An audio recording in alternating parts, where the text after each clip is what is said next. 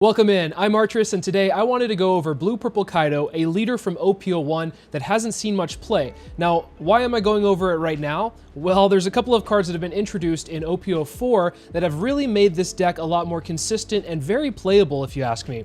Now, up until now, this leader hasn't seen much play, understandably so. One of the weaknesses of this leader is that, well, it's at 4 life, it's a little bit slow, and if you don't see Island Onigashima, you are in some serious trouble. However, in OPO4, we've been introduced to a blue searcher in Who's Who, which can look at the top 5 cards of your deck and reveal up to 1 Animal Kingdom Pirates type card, not a character, a card, other than Who's Who, and add it to your hand, and then place the remaining cards at the bottom of your deck in any order. Which means that on your turn 1, you can play this down and search out Island, which is amazing. This adds so much consistency to the deck, and honestly, this deck has bumped up to probably around a or B tier deck for me because of that. Now, overall, let's take a quick look at the deck list and see what I've thrown together. It's kind of a little bit of a hodgepodge of different stuff from blue and purple. However, I think it kind of works overall in the grand scheme of things. So, of course, we are playing 4 Who's Who because it can search out the Onigashima Island,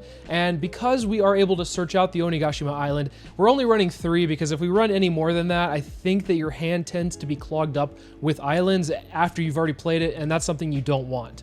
We're running 3 of the Doflamingo searchers, so you can stack the top of your deck. If you do not have a Who's Who or an Onigashima in opening hand, you can play the Doflamingo blocker and kind of see what the cards that will be coming to you in the next couple of turns will be. Maybe you can set yourself up the island the next turn, or maybe you can just set yourself up for success down the road. We're running 2 ulti, which is another new addition to OPO4. I might want to add a few more here, however, our 3-drop slot is a little bit full with a couple of other cards, so I'm only adding 2 here. This does really well against aggro decks like Zoro or Law. However, outside of that, you really don't want to be playing it too much. What this thing does, by the way, you can return 1 cost 2 or lower character to its owner's hand or bottom of the deck, which you can also return your Who's Who back to your hand if you so choose. But oftentimes you'll be bottom decking like blockers or like weenies that are swinging at you from like Zoro or Law standpoint. I'm going to skip over the big stuff right now. We'll go back to that in a second. I'm running 12 2Ks in total, which is a lot, but you're going to need it because you're going to have to kind of play a turtle defense game very early until you can ramp up. Running 12 2Ks, as I said. We are running 4 of the new Sasaki, which actually this card is really good for a 2K. If your hand is absolute garbage, you can play this down and just basically reset the entire hand for you. Oftentimes, you're not going to want to do that, but there are situations where you can play this and turn around what you have in your hand and maybe have a bomb that you didn't have before. We're running 4 Sentomaru and 3 Pacifista. I think if you're running any kind of blue that's not Doflamingo or Nami, it's probably smart to put a Sentomaru package in just because of the value that you get out of it. And also, it's a really strong play. I think it was Los Fiends had a video about this, and at first I didn't think it fit into the Kaido package, but I tested it out, and it actually does work quite well, especially when you have Island on curve, and you can play Sentomaru down after, and also play a Pacifista right after. So that was really good stuff right there. We're running 4 Sasaki, which is an older card from OPO1. This is just a 2K counter. Sometimes you can use it as a way to ramp up in case you don't see your island, but oftentimes you'll just use it as a 2K counter. We're running 4 X-Drake, another 2K counter. By the way, all of these 2K counters that I've mentioned so far are Animal Kingdom Pirates 2K counters that you can search out with Who's Who if you need to. We're running 2 King. I think this card is okay. I might consider swapping it out for something else. The fact that it doesn't have a counter hurts a little bit, and popping a 4 or less isn't amazing, but it gets the job done when it gets the job done. So I put 2 in for now. You can always flex this out for something else. Same thing with the ulti. If you don't like that, you can kind of change it up. A couple of other cards that you might want to throw in there would be maybe the 7-cost King. Also, I think it's Miss All Sunday, the new one from OPO4, is also a strong contender because it ramps and draws you a card. So yeah, there's a couple of slots that can be filled with other cards instead. Now we're running 4 Queen, and this is an amazing blocker that draws you a card and kind of throws out something that is dead in your hand. Oftentimes, if you already play an island and you draw into one, you can play a Queen and then draw 2 and then trash the island. So it's really amazing for that, and any blockers that we have in this deck are really good. Running 2 Red Rock, which is another new addition to OPO4 that helps out with Kaido being able to not answer some of the other cards that maybe come out on the opponent's side of the field. We're also running 2 Gum Gum Jet Gatlings with The amount of non-counters that you have in your hand, this is a really strong card that your opponent might not expect you to run. Basically, any dead card in hand can be used as a total for 3k counter, which is awesome. And on top of that, if it hits a trigger in life, it does ramp you, which is great for this deck. It has just built-in synergy for what you're trying to do. We're running 2 Blast Breath because it is basically a Rad Beam for this deck, which is amazing. I wouldn't want to run any other events, really. Keep in mind that there are other events you can run. I have seen people run like Love Beam, and of course, I think it's like a new counter event. It's a blue 2-drop that is like Twisting Dragon or something along those lines. Obviously, I can't think of it off the top of my head, but it's basically a 4k counter as well that bottom decks a 1 cost. That you can also include in your counter event package if you so choose.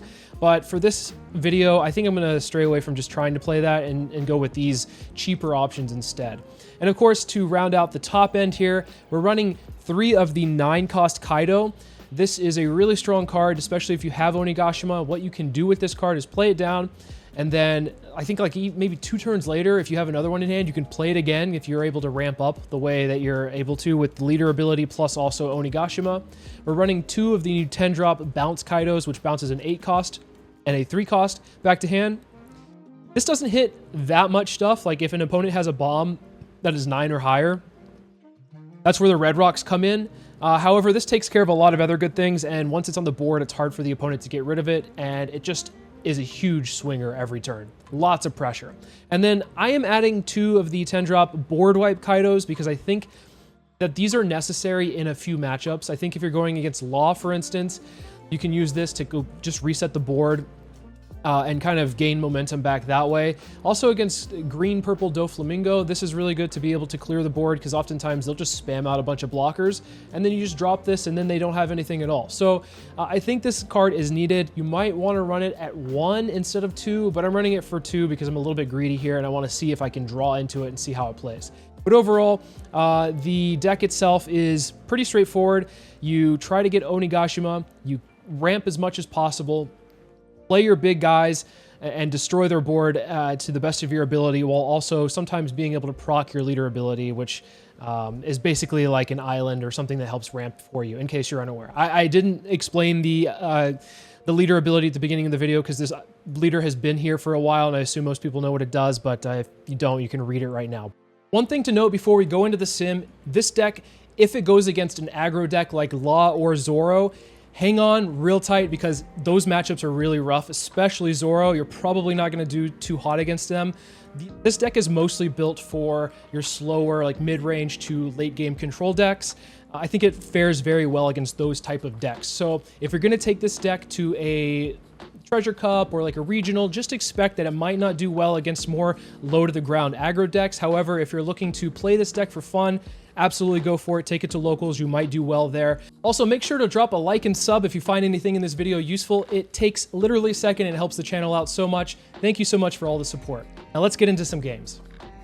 All right, we're going against yellow, purple, purple, yellow, Crocodile. I don't like this hand per se. It's got a lot of heavy top end, and we're going second. So typically I'll want to mulligan this, but we do have a who's who, so we're going to keep it and see if we can get island.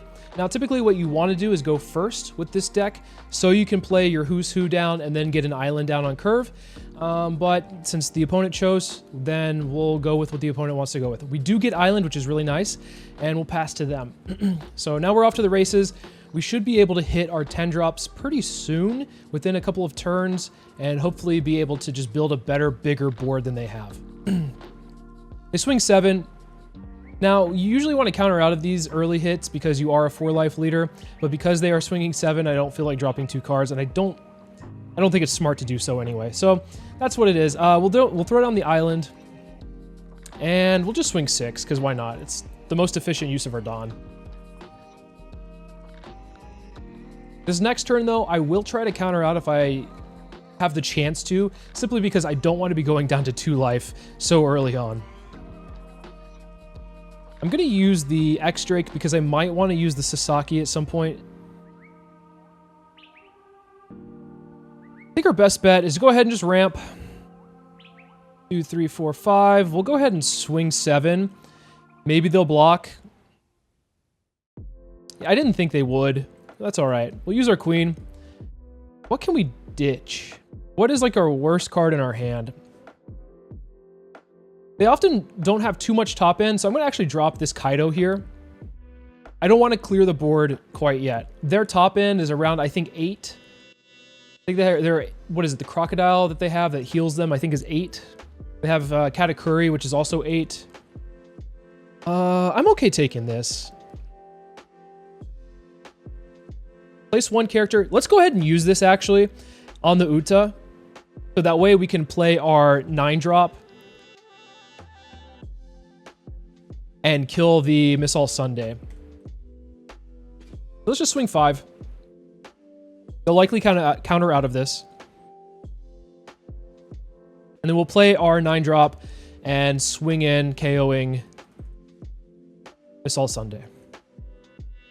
So now they have no board and they have a 10k body swinging at them every turn. Granted, next turn, they likely will be able to play, I think it's their 8-drop Croc.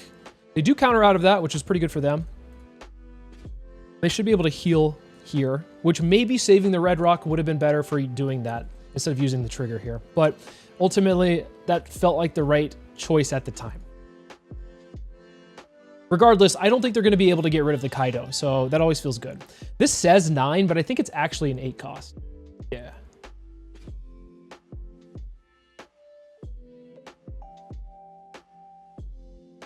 We can just simply block and then do a 1k. No need to get rid of a 2k for free there. All right, so I think the best play, I'm just going to swing 5. He'll use his ability and probably be able to counter out of the first attack. We'll swing 10, and then I'm going to throw down a Sentomaru and get that engine going. There's no real need for me to like turtle up quite yet.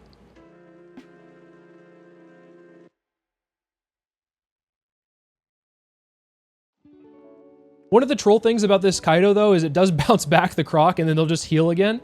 But you can apply so much pressure to them that it doesn't really matter that much. They are dumping a lot of cards out of hand, so be it.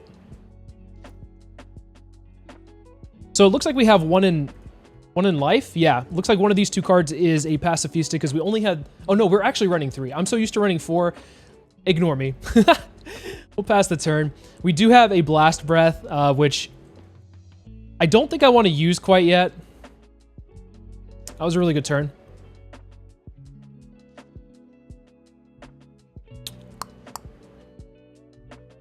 I don't want to use this quite yet, so no trigger.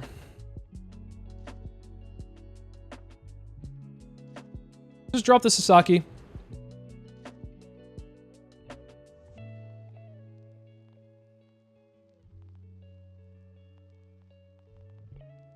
What is the best move for me?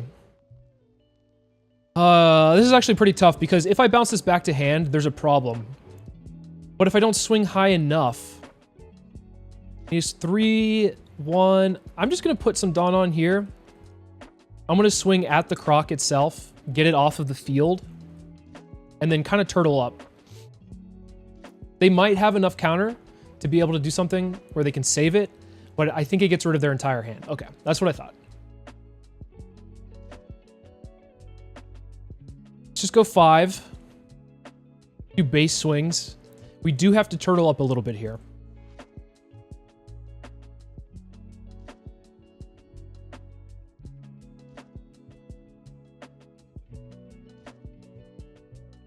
Six here.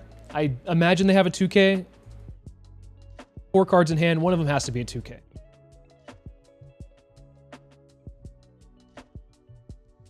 Yeah.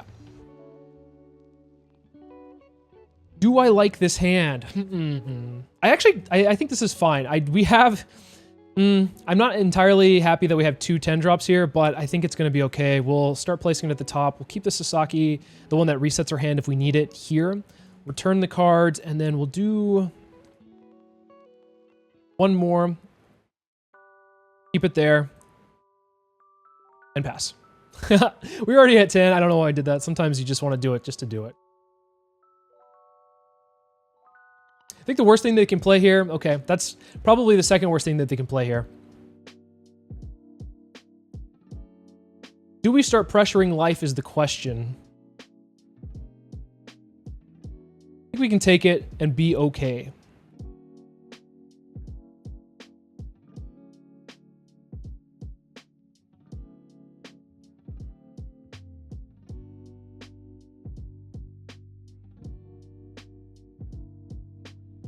What is the best move? Go 5 at face. Just see what they do.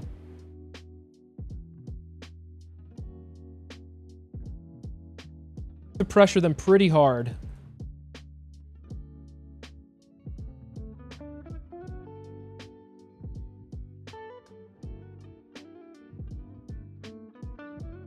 Are we able to win this turn? If this is a counter event, we lose. Do we take that risk?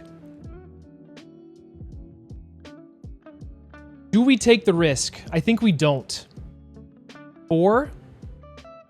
I think we just go 3?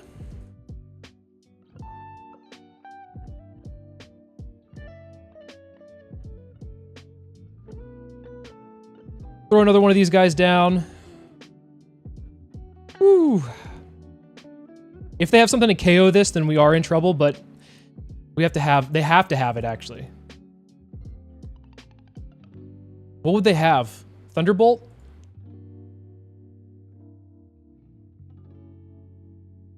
They didn't kill anything yet. We're hanging on by a thread, but I'm not liking our chances here.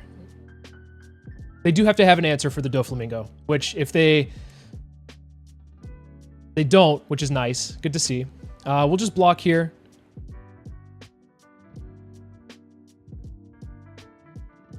Six here. That is fine. So now, go 5. Take.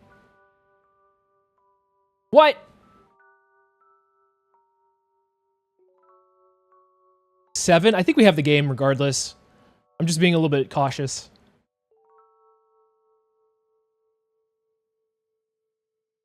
If they counter out here, I think we still win, right? Because we have the Rush Kaido. Okay. Bingo. Sentamaru. Pacifista for the win. They didn't see enough of their A-drops, which was pretty interesting. I think what they were thinking of, they probably had the Jet Gatling, and they were like, oh, I can counter out of this. However, if I do that, then I have 0 cards in hand, and then it's pretty much a telltale sign of that I can't counter out of stuff. So that's the reason why there was some hesitation on their end, I think. So yeah, overall, a little bit too close for comfort. However, we did pull it out with enough Kaidos, you know, you often will. All right, we're going to go against Queen. We want to go first. Usually we want to go first against any deck we go against, like I said. This hand is keepable. We have a Who's Who. Hopefully we can find an island off of it. We do not. That's just the way the world works. I'm going to grab a 2K counter just to be safe because we already have enough top end. I don't need more. Do I want to? Is the question.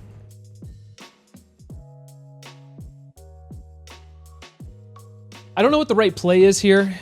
Dropping the Sasaki might be the better play. I'm going to go ahead and do it. It wasn't the right play. Our risks are not paying off today, but that's okay. We'll see what we can get. Hopefully an island soon. But that is one of the reasons why I think Sasaki is a really good 2K counter, because you do take the chance of being able to find something. I think simply we just go 7. Swinging 7s against Queen is usually the best play to do, because it empties their hand early so that they can't defend the late hits as well. I'm curious how they're going to swing here. They might play another blocker and then swing 6. It tends to be that way with Queen, where they like to play enough blockers and then just swing 6 every turn. So they're like a pseudo Whitebeard, I guess.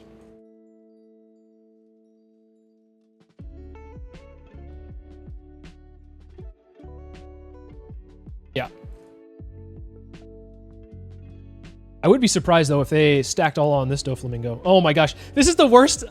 Honest to God, this is like the worst showing that this deck can have. I have a Centauro in the field, and we have 2 Pacifistas in the hand, which is absolutely just not what you want to see. All right.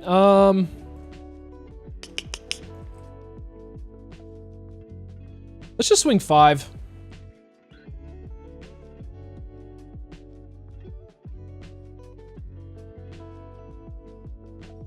I want to set up my Doflamingo. I was going to put another Pacifista on the field.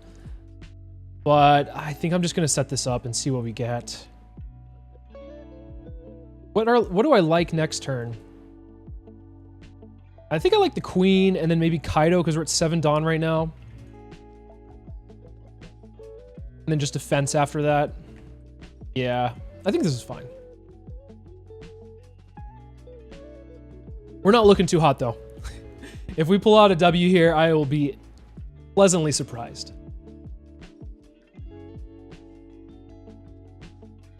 Yeah, they can have this because I've already gotten most of my use out of Centauro, so that's fine.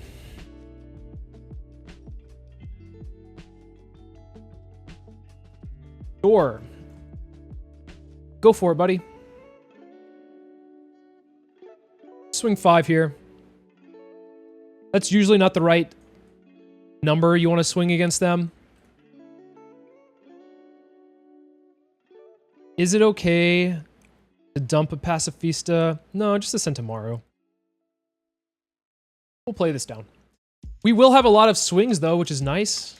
We're back at 4 life as well, so they might be able to play a Yamato. Some of their high end will be coming up shortly, so...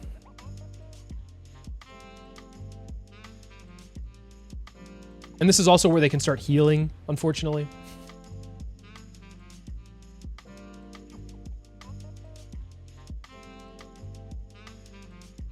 We shall take it.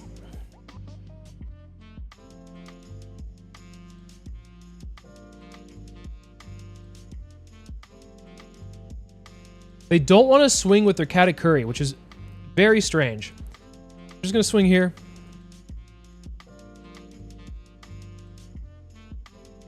Swing here.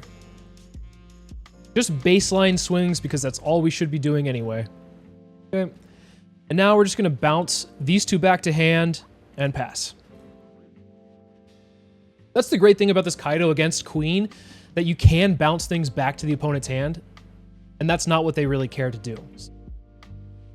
Let's make sure we get our value out of the Pacifista this next turn, because we know that they're going to Katakuri it.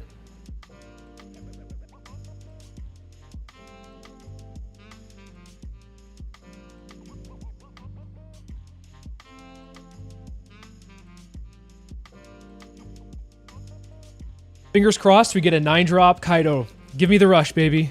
No! No! That's okay. We'll do this. Maybe we'll find another one. Well, we found Island. Not that it matters.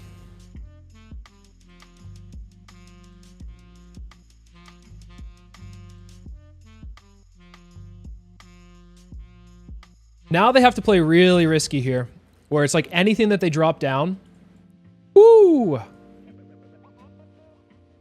is going to get board wiped.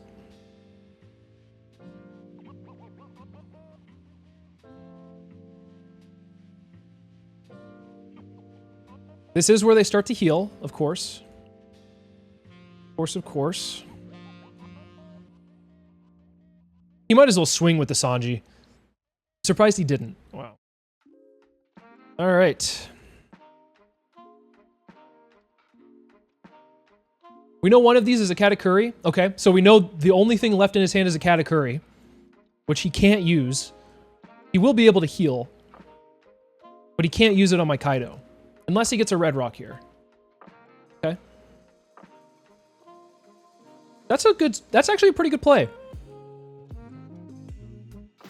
I don't think that's a bad play.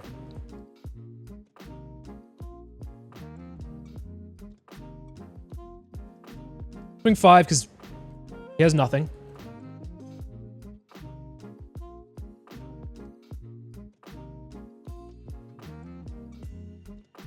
Just get rid of the island. Why not? No need to think about it.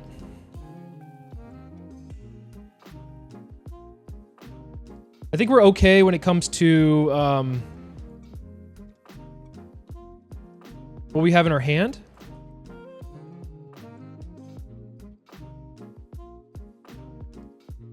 Where are they going with this? Block?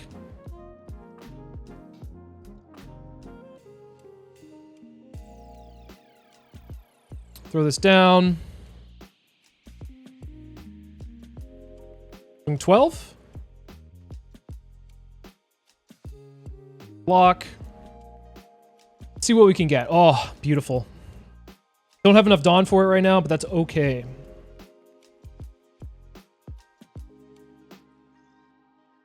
Swing 5. They block. If I play my Sentomaru, 1, 2, I don't have enough for the Doflamingo blocker. I think it's just better to play this down. We're gonna get the red rock as a safety measure. We'll just pass.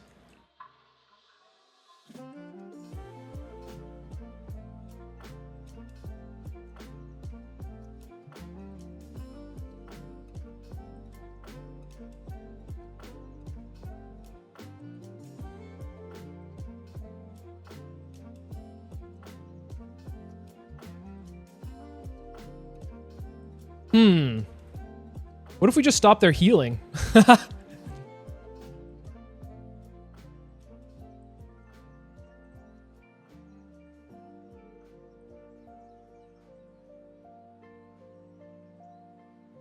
Please no blocker. Please don't be a blocker. Ugh. I hate that for me.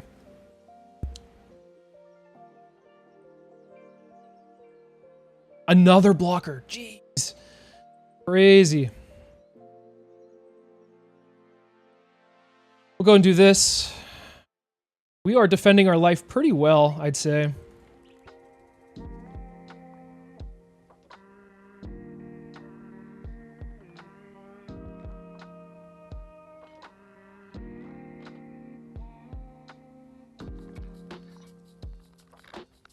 Just go ahead and get rid of the blocker.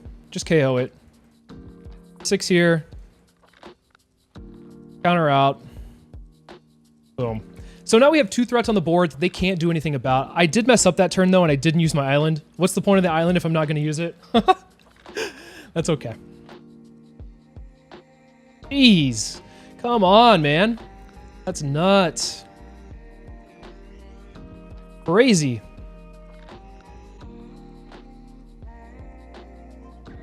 I think I might play the X-Drake, actually.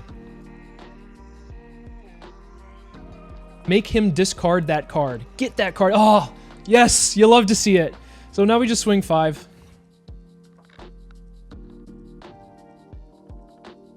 I imagine they're going to block most of these. Go ahead and put my Who's Who in life, please. I'm surprised they didn't just leave one of the blockers there.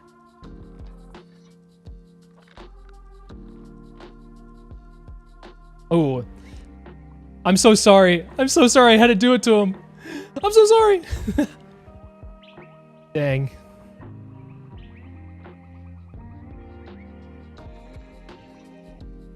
Now we just swing bases.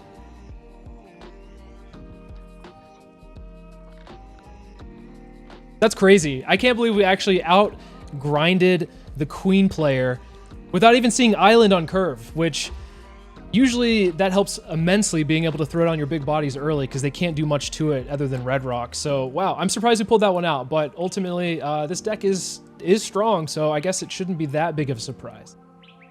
All right, Katakuri, the boogeyman of the meta. Let's go first. I like this hand. We have a searcher. We have the island in hand. I think this is very keepable. I want to get a bomb down, so let's just go ahead and grab the 10 drop. It's not the best in this matchup because you don't really want to bounce too much back to hand. Although there is nice tempo with bouncing a Katakuri back to their own hand. Because once it's back in their hand, usually they're not going to play it because they'll just chain Big Moms after that. So yeah. Swing 5.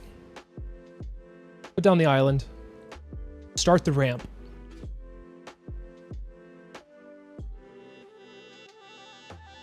First life, first trigger already? No. Say it ain't so. No. All right. It could be worse. No, actually, it couldn't be worse. That's the worst thing that can happen. I think we'll just take this one.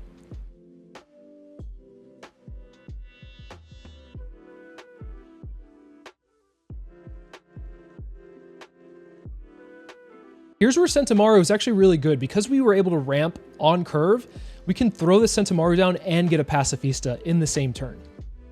So we'll swing 5. They probably are going to take this, or actually they might not because they don't want to go down. Wow, I'm surprised. Katakuri usually defends their life pretty vehemently. Let's go Sentomaru. Use the ability, grab a Pacifista. Pass. I think that's better than just drawing, like playing down a queen.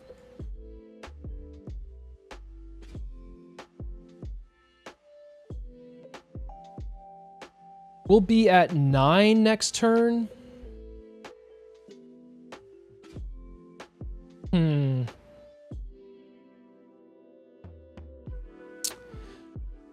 Ideally, we would have the 9 drop on curve, but it doesn't look like we're going to be able to draw into it, and I don't want to take too much life to find out. If they swing with the Parasparrow naked, then I'll just counter out of that one and then take the 7 from the leader. What sucks though... Ooh, they swing with their leader first, which is amazing. Because that means we'll get some knowledge from this. Perfect. I didn't want to drop my Who's Who. Ooh. Wow. That's a little shocking. I will counter out of this one.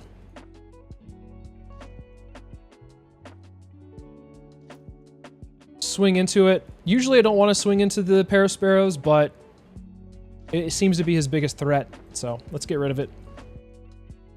He'll be at 8 Dawn next turn, which means we can bounce the Kaido, or we can bounce their Katakuri back to hand. We can also bounce this back to hand, too.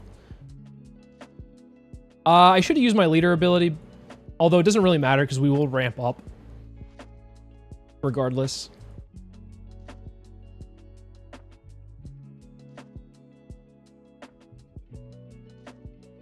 They are countering out. They really value this, huh? That's fine. We'll swing again, force them to block, or it just dies. Or maybe they'll counter out again, which I love to see. Oh, I love seeing this. I love seeing them just go down to 2 cards. Oh, amazing. All right, we're going to play this. Beautiful. It's safe to drop this. We're going to drop this as well. Grab a 2K. Ramp up and pass.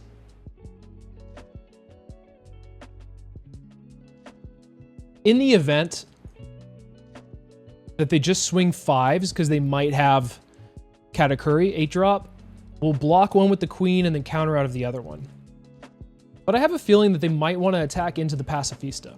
It is a little odd that they defended this Parasparrow with pretty much their life. Yeah, they dropped enough. They dropped 4 cards to save it. I'm gonna block.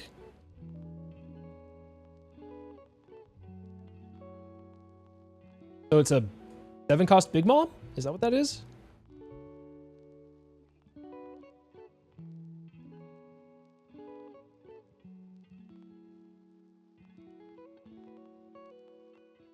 Take it. We'll give them a life. We will give them a life. We're actually just gonna bounce things back to hand. 5 here.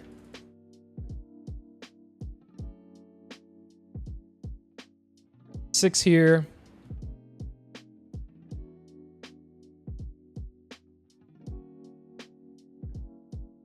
And pass.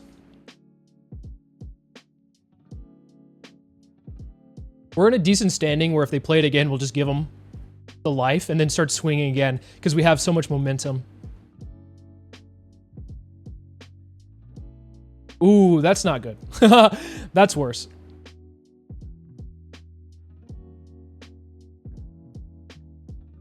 Just bottom deck that. We'll swing 5. 2 of these cards are dead. So we can just swing easily here. We know what they have.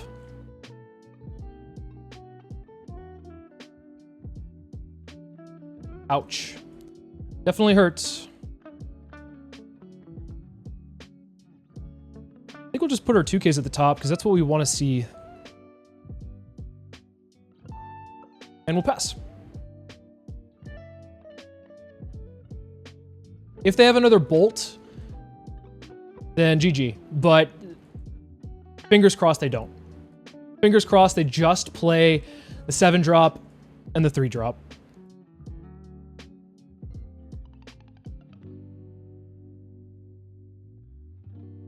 Is there a world where we can win next turn?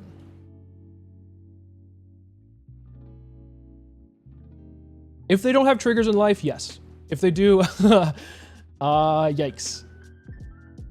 This is the worst part about playing Katakuri now, is like they have so many triggers in life that it's just like, you gotta take a risk. And oftentimes it never pays off for me. I don't know about you guys, but it doesn't work for me.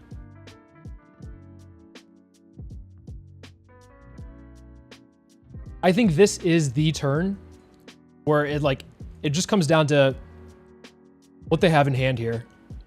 This last card, this mystery card, if they drew a bolt, I think they would have used it by now.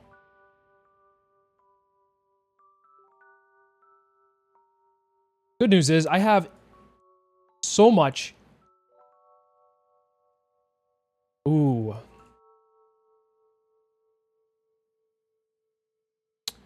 Interesting. Okay.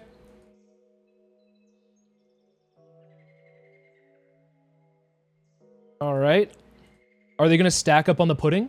They might just not have enough in their hand. Like, we know that 2 cards are dead. They're not playing their 7-drop. They might play the Parasparrow. Additionally, they might just go like 7-7. Hope that I don't have it.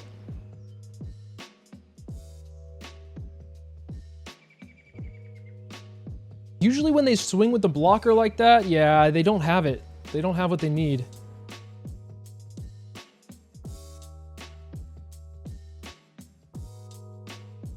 So obviously you would want to swing out with the Doflamingo, but I want to keep our options available just in case things go sour with these triggers. So I'm actually going to throw a 2K out, which typically I'll avoid doing.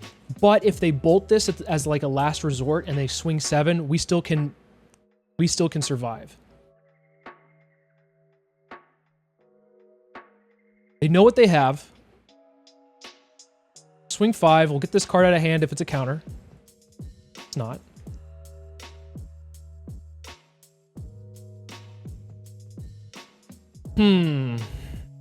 I think it's safe to go ahead and put 1 down under here so we have the rush unit in case. Can't attack. That's okay. We don't need it to. Because we have the other Kaido to attack with. Let's go! That was a very tough win in the sense that they applied a lot of tall pressure very early with swinging 8 with their Parasparrow and swinging, I think, another 8 with their leader. Obviously, they weren't developing a board, which hurts them in the long run. However, since we're at 4 life, I think that's an acceptable play. Overall, though, this deck, I think, can go toe-to-toe with Katakuri. So I think it was a good showing overall. Well, there you have it. The deck is overall pretty good, I'd say. I'd say it's probably a B to an A tier deck. The Who's Who has helped tremendously make this deck a lot more consistent, and on top of that, a real contender for a decent deck. I don't think it's going to be an S tier deck per se, but it can definitely hold its own against some of the better decks in the meta. So if you like to play Kaido, if you like to play big dudes and swing in heavy, this deck is definitely one for you to check out. So thank you so much for tuning in, and I'll see you in the next video.